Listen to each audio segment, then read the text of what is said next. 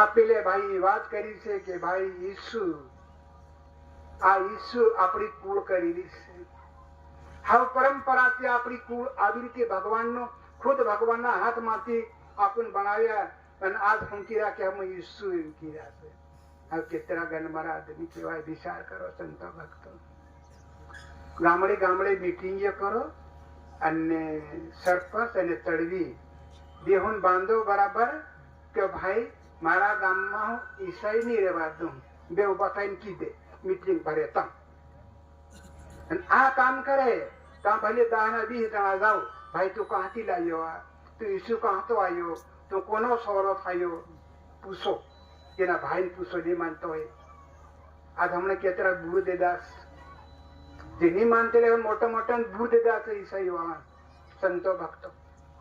તો આજ આપણે સંતો ભક્તન પણ આ ટેકો રાખવો, મદદ કરવી જરૂરી. આ પાપ આવીને પાછો બહેસ, પાપ આવીને પાછો બેસે કોને? ધર્મને હરાવવા માટે.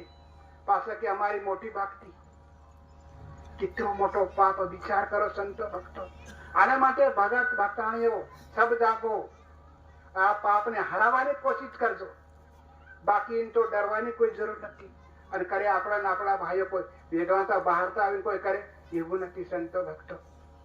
આને માટે સંતો ભક્તો હવે સમય હરેક સંતો ભક્તો આપણી અંદર ઓર્યું છે. જ્ઞાન રૂપી ગંગા વરસાતા રહેજો. આ ખેતરમાં ઓરી દી પણ પાણી નહીં પડે તો ઉગે નહીં. તો એવી રીતે આ સત્સંગ આપણી અંદર ઓર્યો છે. એને જ્ઞાન રૂપી ગંગા સાંજ સવેર જરા પાડતા રહેજો અને આ કરતા. ભરવા કંજા કે તને વીર કાઢ્યા. હવે દુઃખ ઉભું કોને કર્યું? આપણે પોતે. અને જ્યાં વેગળા મોટા ખર્ચમાં લઈ ગયા. બરોબર. હવે એની વસ્તુને આપણે સાફ કરવી પહેલી. દાખલા તેમ મંદિર છે. મંદિરના ગેટ ઉપર ઝાડો કરેલો હોય, ગંદી વસ્તુ પડી હોય અને એનો પૂજારી મય હોય, આપણને બહાર તો કે અવતારો તો માહિતી રસ્તા ઉપરની ગંદી વસ્તુ નહીં હટાવું ત્યાં સુધી આપણને અંદર જવાય નહીં. તો તમારું અમારું મોડું છે, દરવાજો છે, ગેટ છે અને મોડાની અંદર આપણે ગંદકી વસ્તુ મેળવીએ અને ભગવાનનું માળા કરી, ધ્યાન કરીએ, જપ કરી, શું મતલબ? ભગવાન આવે નથી? નહીં આવી શકે. આ વાત પાકી જ છે. કેમ કે આપણા અનુભવ છે. તો હકીકતમાં પહેલું આવી ગંદી વસ્તુ દૂર કરીએ, પછી આપણું આગળની દિશામાં જઈએ. બરોબર. તો આ વસ્તુ આપણને બહુ મોટા નુકસાન ખાડામાં પાડે છે. તો ધીરે ધીરે સંતનો સંગ કરવો, સારી વાતનો સંગ કરવો એ આપણે એક બડી ભાગ્યની વાત છે. જાઓ તો તમારું અમારું ભાગ નહીં જાગે ત્યાં સુધી આપણને સાચી દિશામાં જવાય નહીં. કેમ કે આ સમાજની અંદર કુરિવાજો માટે આપણે સારા રસ્તે સરવા માટે જઈ રહ્યા. બરોબર. આપણે કરીએ છીએ કે કઈ ગુરુનું કીધેલું બધું જ કરી રહ્યા છે. પણ ધીરે ધીરે સાથે સાથે હજુ બી થોડુંક આપણે આગળ बढ़વા માટે કોશિશ કરવી જરૂરી છે. બરોબર. તો આગળ बढ़વા માટે શું કરવું પડે એના વિશે આપણને ગુરુજી બતાડે. ભાઈ શામ સુબે બેહો. પણ આપણે કઈક લીન દઈએ. એમને બચેલું બી નહીં મેળ પડે. આપણને કાયમ કે નેમ. હવે નેમનું કારણ શું છે? દેખો આજે આપણને આટલા વર્ષો થયા નિમ્નના તરીકામાં. હર વાતમાં પ્રોગ્રામ થાય તો એ નિમ્નની અંદર આપણે એક વસ્તુને બંધન કરવું. માન લો આપણી અંદર ખરાબ પ્રવૃત્તિ છે, આપણી આદત ગાળ ધ્યાન છે, તો આપણે પ્રોગ્રામ કે આપતી ગાળ દઉં નહીં, એ નિમ્ન બંધાઈ આપો. આપણા શરીરમાં કંઈક વ્યસનની વાત કરીએ, કંઈક વ્યસન હોય તો આજથી આ વ્યસન હું લઉં નહીં.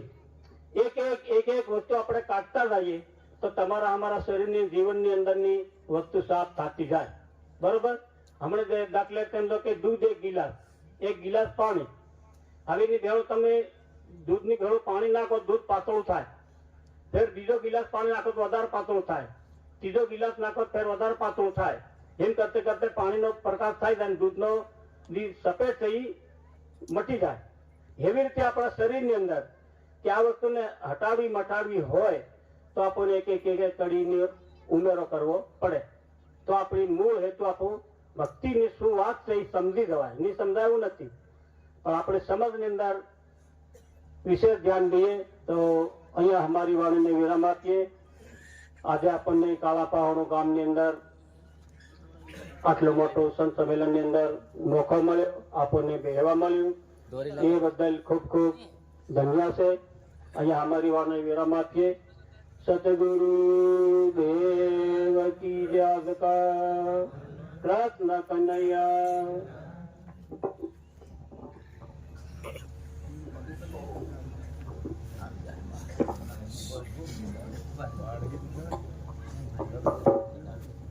માળાનો વજન કરો.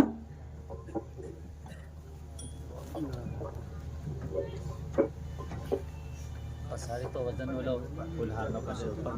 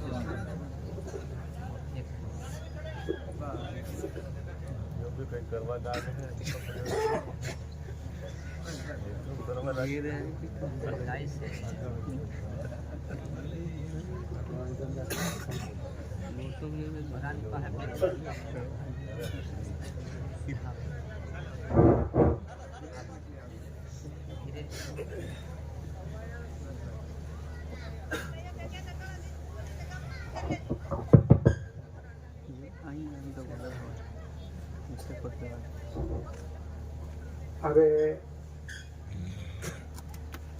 હરેક ભગત બટાણીઓ આજે આપણે ખૂબ એક દૂર દૂરથી હરેક સંતો ભક્તો આપણે સૌ પધાર્યા છે. આજે આના ભક્તો સંતોએ ખૂબ એક દયા કરી, ખૂબ કૃપા કરી. સંતો ભક્તો માટે બેસવા માટે પંતેણું, પીવા માટે પાણી, જમવા માટે ભોજન. આજ આપણે બી કઈ આપણા હાથમાં બી હતું, પગમાં હતું, આપણા મુખમાં બી હતું. આજ એ બધું આજ આપણે છોડીને મૂકીને આજે પધાર્યા છે. તો આજે આપણું ભગવાનના બધા બાલુડા કહેવાય, ભગવાનના વાલા કહેવાય. એવી વસ્તુ આજ આપણે છોડવા માટે સંતો ભક્તો આજે સંતના મેળાની અંદર પધાર્યા છે. તો હરેક સંતો ભક્તોને આજે આપણે સતના મેળાની અંદર આપણે કંઈક લેવા માટે બી ખરા અને કંઈક આપવા માટે બી ખરા. તો આપવાની વસ્તુ આપણી પાસે છે, લેવાની વસ્તુ ગુરુ આપે છે આપણને. તો એ વસ્તુ સંતો ભક્તોને આપણે ખરેખર હૈયાની અંદર આપણે હેત પૂરવું, હરેક લગ્ન લગાડવી. આજે એક મૈયા ખૂબ દયા કરી, મૈયાએ ખૂબ કૃપા કરી. આજ આપણી કુળ આંધી હતી, ઇન્દારબી હતી, અણજાણ હતી. આજે સુતેલા જગાડ્યા, ભૂલેલા ભણાયા, આંદાન દેખતો બી કર્યા, અણજાણ હતો જાણ બી કર્યો. એવી વસ્તુ આજ આપણી અંદર આવી અને પ્રવેશ થાય છે.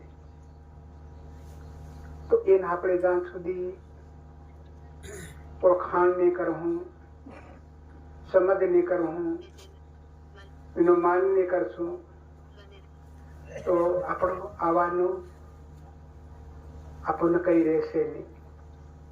એટલે માટે સંતો ભક્તો ધ્યાનને ખરેખર કબજે રાખવી જરૂર છે. હવે આપણે હરેક ભગત ભક્તાણીઓ હરેકને આપણે ભગવાનને આંગ બંધ કરીને ભગવાનને બોલાવી પછી આપણે થોડી વાર સત્સંગ સાંભળશું.